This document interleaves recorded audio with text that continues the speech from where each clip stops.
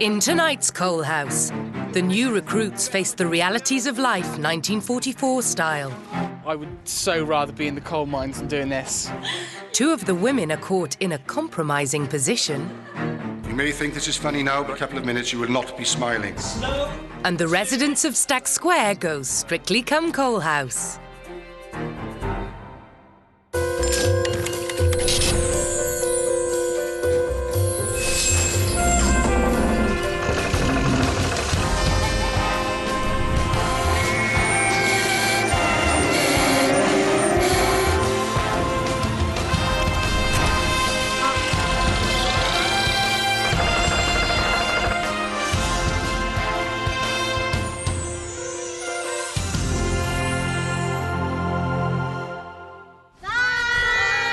Three families have stepped back in time to live life on the home front in the South Wales coal valleys of 1944.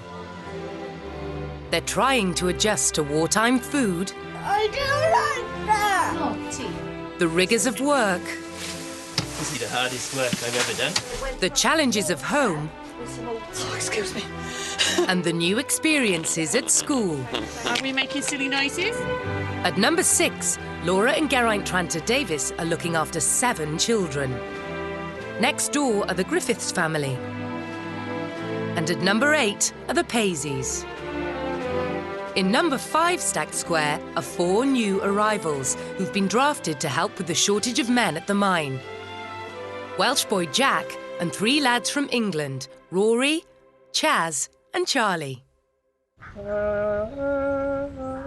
The boys are settling in, and already they've made an impact.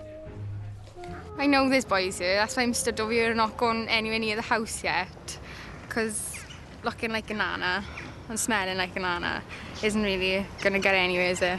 In 1944 and 45, 1 in 10 young men reaching conscription age were drafted in for essential work down the mines. They were called the Bevin Boys. Charlie, Chaz, Rory and Jack. Yeah. I'm not going next door. It's supposed to be ladies here now. It's next door. She came back with her mum. And I thought it'd just be nice and say hi. Nothing wrong with that. With a house full of girls, Laura is the first to check out the boys. Hello. How do you like your new home then? It's good. Yeah, it's a bit warm, cosy. Can you cook? A little bit, yeah. On that? Yeah, we used to have an Arga at home. Did you now? So I may start paying you. You can come and cook for my lot in I'll there. get that. You'll do that. Yeah. I've got 7 children in there I now. can do that. Yeah? If you want any animals killed because you won't do it yourself for food, You'll do it. I'll do it. Yeah? Yeah, for a small Had wage. practice at that as well? Sorry? Have you had practice at No. that? No. Strong stomach though, so. In a humane way. Yeah. Right, how's that then? How are you going to do that? I'm not doing it. I'm going to free the poor birds. Are you? Yeah. Have you guys named the pigs? Yeah, Winston and Adolf. Adolf. You're Oh, well, we've got names for them as well. We've got one's called Pork and one's called Chop. Oh, I was going to eat our chocolate, so it's there. You got chocolates. Yeah, give me some. Give us some chocolates. They got chocolate. In 1944, women like Rose Griffiths would be paid to keep an eye on the Bevin Boys, either in hostels or their own homes. It was a welcome chance to earn some extra money by doing their cooking and cleaning. Quite cosy though, isn't it? It's cosy. Yeah, that's And as far as your rations, be careful, boys, because maybe you think that you've got plenty there, but you may have a surprise. No, I'm quite happy with how much food we've got. I think that can last us for about a couple of weeks, I reckon. The boys have a lot to learn about the 1944 food shortages. It looks like Rose will have her work cut out keeping an eye on them. The children are getting a bit too attached to the animals in the square. Just stood on my toe. Ah, they're heavy. In 1944, they weren't pets. They could end up as dinner. Chickens. Right, that was it. Go on. Ready, man? Na guys, does dim yn interestio. Interest you. Good. Chats, come with me, come with me.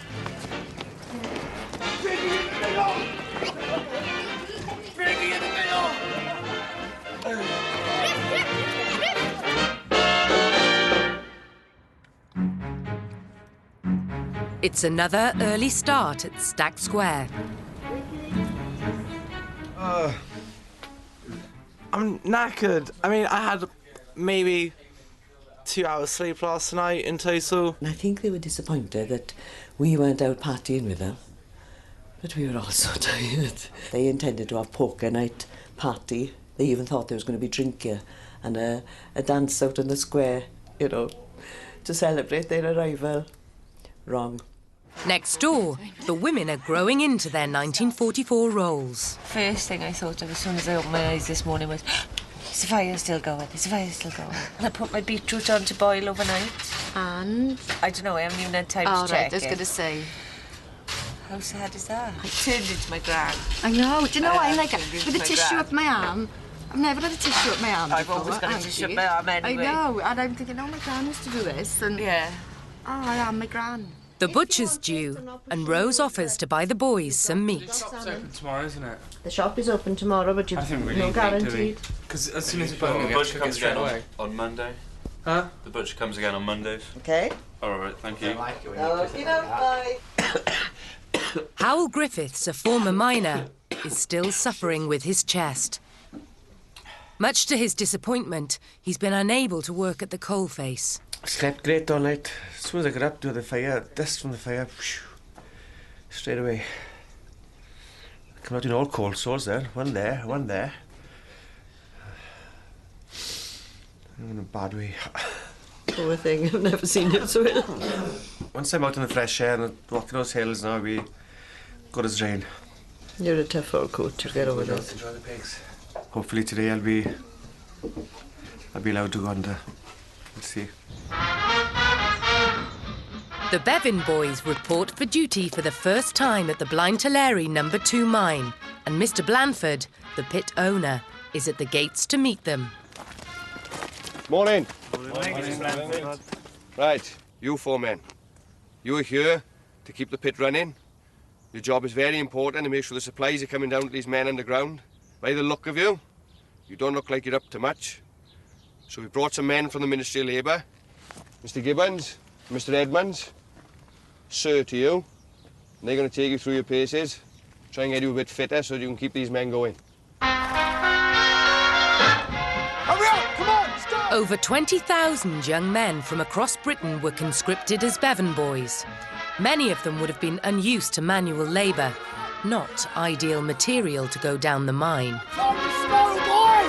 Move! Move up! Come on! I got no problem with getting dirty. It's just really knackering.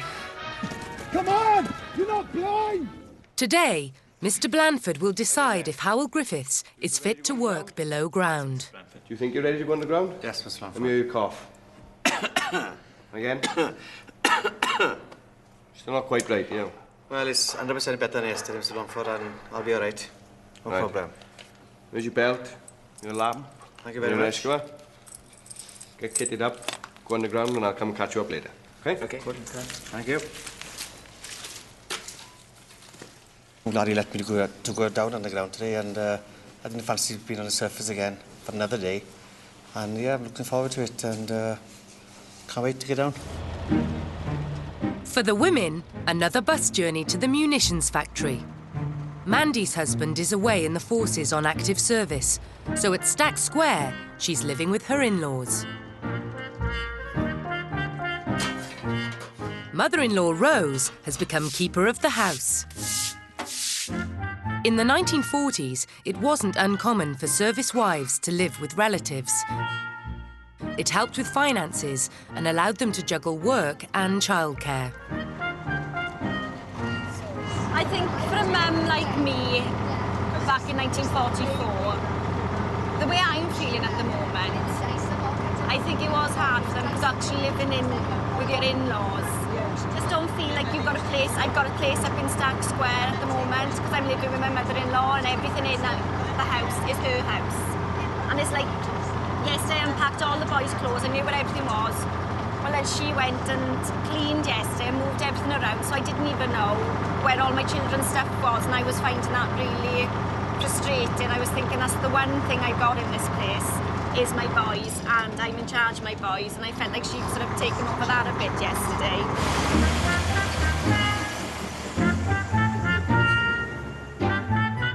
At the munitions factory, there's a welcome chance to earn some extra money. A promotion is up for grabs. The job is an inspector of the Armand Royal Ordnance Factory. I'm going to give it a go, but I don't think my chances are very good. My performance in the sort of machine department haven't been very wonderful. But it's not actually a machinist job, it's an inspector's job, so I may be more likely to get it if I suck up to Mrs. Roberts. But if I get the job, it means I get more money than my mother. Back in Stack Square, there are only 2 women left on the home front. During the war, women like Natalie Paisley with children under school age would generally have stayed at home, as childcare and transport were a problem. I do feel that the only thing I'm doing is chores for other people without any perks at all. It is incredibly isolating and lonely, it is. I'm at the point where I really would like to get out. I really would like to get out. In the 1940s, most children left school at 14 to start work. There's 3 different ways we can fold a nappy, OK? And then what we would do... Domestic science classes were an important part of wartime education, but it's not going down well with the girls. I'm not doing this. I'll have a baby, I buy a modern one. Outside at the allotment, the boys are having a whale of a time. What is it? Is it? Yeah, it's still a caterpillar. He's just got all his fluff around him. It's still alive? Yeah, he's going in. What he'll do now is he'll come out as a butterfly. Dig for Victory classes during the war taught them the basics of vegetable growing. The girls aren't so keen on the division of labour. It's not fair that we have to stay here and do it while they go out and do the allotment. Right, shake the soil off. Give him a good shake. Catch him with the bottom and pull. That's it, shake him.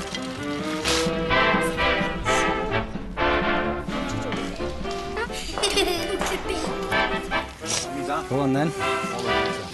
Right, go put it on your pile. At the factory, there's a top-secret mission. The ladies will be making miniature parachutes for special decoy dummies called Rupert. Right, ladies. This is my friend Rupert. I'll tell you a bit about These him. dummies were dropped from planes in an effort to lure the Germans away from the real drop zone. Decoys like these were used through the war. When viewed from the ground, they looked real enough to confuse the enemy. They're very, very important. The actual men will be dropped somewhere else.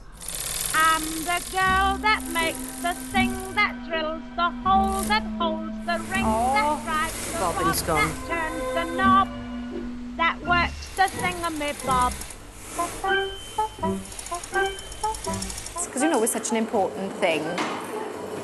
You don't want to get it wrong.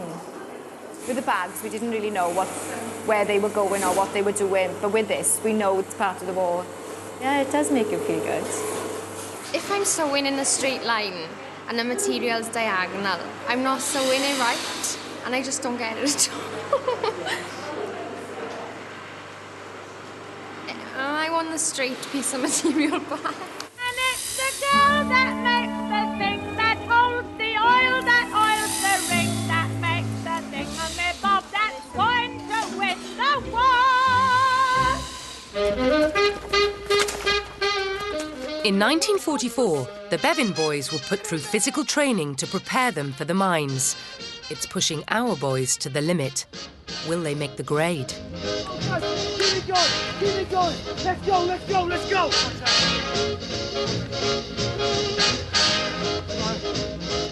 How I'm feeling right now, I would so rather be in the coal mines than doing this. What is it like? It's been 20 years since Howell was last underground. Doesn't alter one bit, Chris. It's exactly what I thought it would be like. 20 years out of the mine. Right, man. Won't be going to the face today. There's some other work around the pit that needs doing. This road here needs to be sorted so we can get supplies through here. Yeah, okay, great. Go fill out onto the belt over there. We haven't been down it long. We've got a bit, not much space by here with the three of us. So, trying to get in each other's way a little bit. Pretty tight here, but luckily we're not having to move it as far, so... It's good that Owl's down with us, though. I'm glad he is. It's really nice to be back on the ground again, especially the boys, yeah. They're all fair play to them, they're all mucking in here. Something you don't forget. I swear I haven't been away from here for 5 minutes. At the factory, Mandy has got her eye on promotion to inspector. If it means I can come off the sewing machine, I'd love to be a supervisor and criticise Laura and Annie's work and have pleasure taking it back to them and saying, you've done it wrong, you've got to do it again. But you would you still be my friend if I was authoritative to you? No, because they would only listen to somebody who I thought could do the job properly themselves. Oh, right then. You better watch I don't get the job, that's all I'm saying. I think I'm doing very well today anyway. The butcher comes to Stack Square, and Rose Griffiths is using feminine wiles to try and secure some extra rations. You're looking very well on those chops you had the other day. Well, I've spruced up especially for you. Thank you very much. See what bargains I can get. Oh, yeah, well, you look after me, I look after you. This is it, this is it, this Okay. is what I thought. So what are your wares today? Well, not a lot, really. It's I've got bacon. You have got bacon? I have got bacon, and I have got some offal as well. What about the Bevan boys? They haven't had any meat at all? No, Any unfortunately, no, Mr. Lewis. They're very new to the square. And they've got a lot to learn yet. They didn't trust me this morning. I did offer. They'll have to just go without complaint. I asked them to leave their ration books and a few bob on the table. And they said no. But they said no. Off we go, guys! The boys may regret their decision, as they're certainly working up a healthy appetite. Guys, arms up, straight up and down, straight up, down! Come on, guys, with me! Howell's previous experience in the mine is proving to be invaluable. He's showing the other men how it should be done. Getting a bit of height, getting it all this out of the way and generally clean up and hopefully we'll have it running by tomorrow afternoon. Howell's doing brilliantly. He knows what to do and he's getting stuck in there, and it's a bit difficult to try and work out the angles and where we can find some space to do some stuff. But if it was clean on the feet, there'd be less accidents on the ground. Hey, old man. It's the end of your shift. Got me a bad start. Seems like the old man's doing all the work for you two boys. Wish I'd brought him underground yesterday now. Well done, Matt. Thank you, Mr. Mumford. Let's hope you do a bit more of this tomorrow, all right?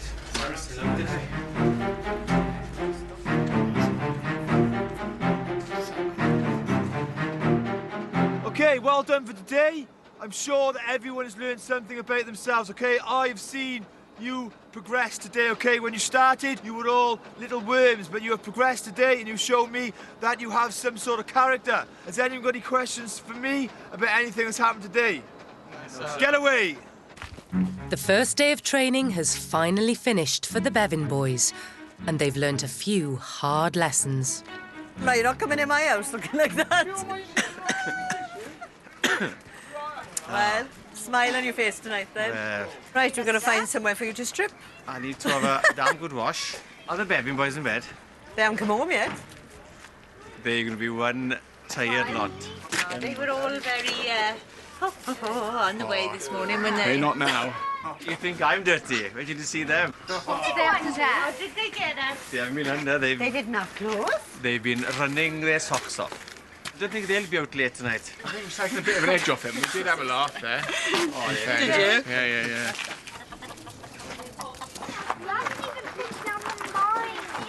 No, we've been worse than down the mine. Where have you been? In the mud. That's not nice.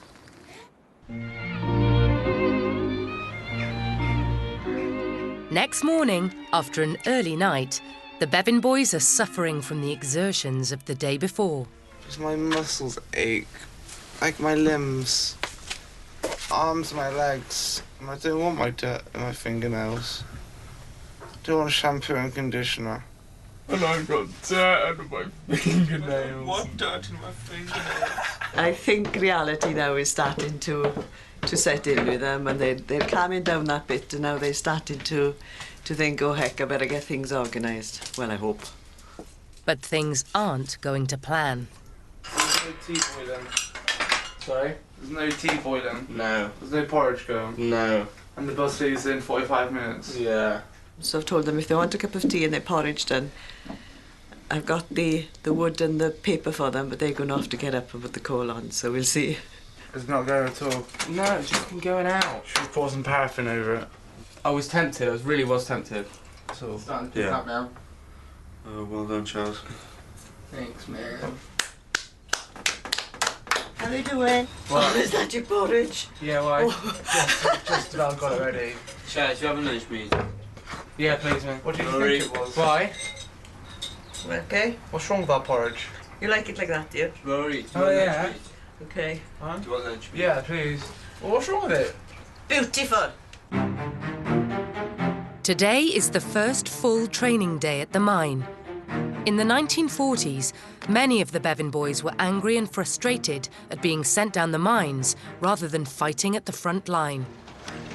If you're not getting anywhere, stop. Sound it again, have another look. Have a look for brakes. They sound good. Oh, yeah, Charles. What's your name? Charlie. Charlie, we've got the makings of a collier in you, Charlie.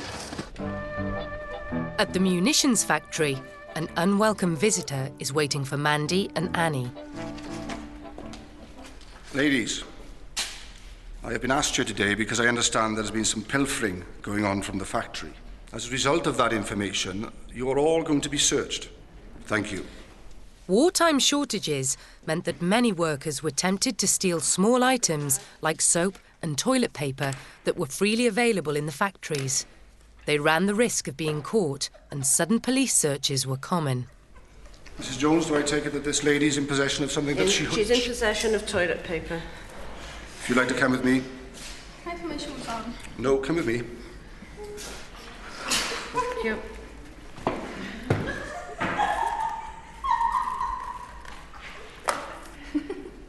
Is there something tucked in there? Yeah, my lipstick, my knickers. What the hell is that in there? What? Toilet paper. I was keeping a bit for later. I went to... Mrs. Jones, madam, come and sit here, please. You may think this is funny now, but I can assure you, in a couple of minutes, you will not be smiling. Okay, young lady, what's your name? Mandy Griffiths. You have also been found in possession of toilet paper. Do you have anything to say for yourself? I'm sorry. Sorry or not, you will also be subjected to a fine of 5 shillings, which will be extracted from your wages. Tell your families. Tell them why you haven't the money to put the food on the table. It is no laughing matter. You're free to go.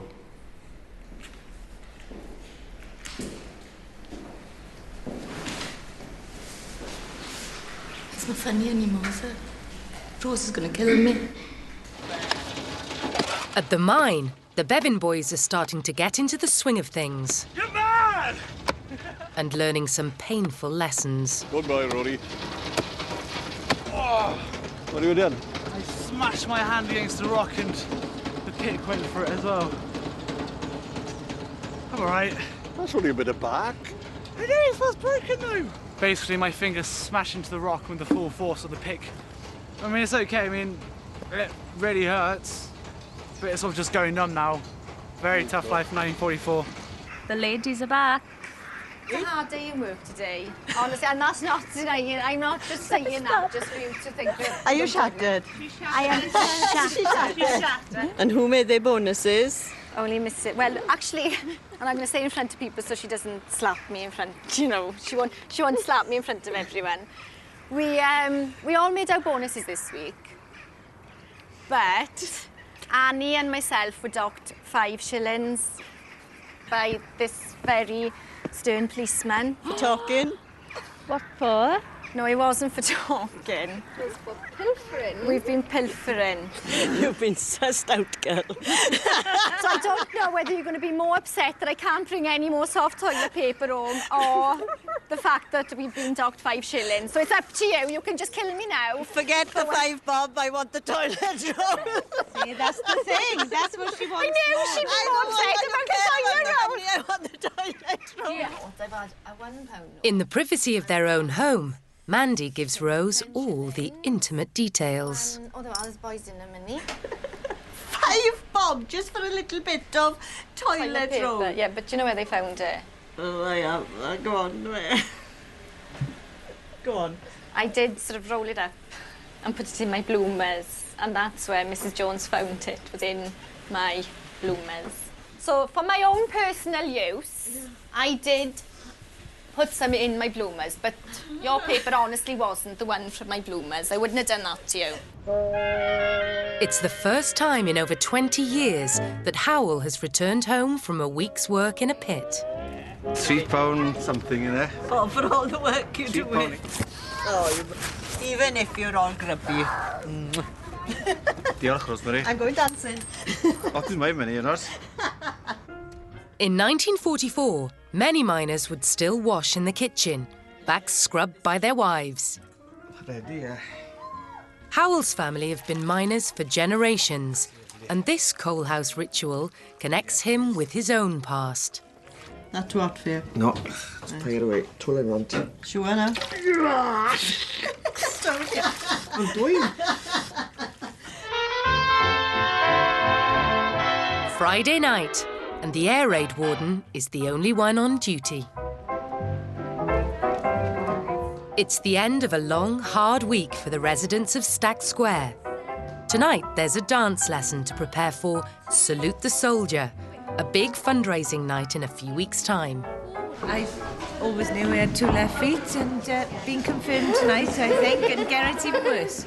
On 7, 8, we have slow, turn, quick, quick. Very good. Can you imagine Daddy doing this? No. No, I can't imagine Daddy I'm doing with Mummy. I'm with Mummy. I'm with Mummy. Oh gosh, it's nice to be wanted. All right, ready? Go now, ready? Oh, slow, slow, quick, quick, slow, slow, quick, quick. Ah, you got it.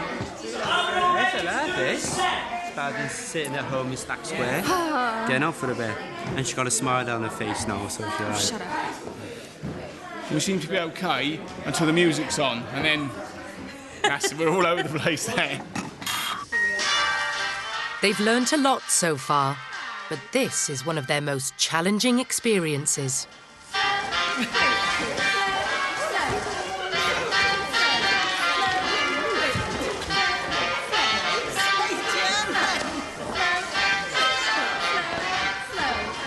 Looking good.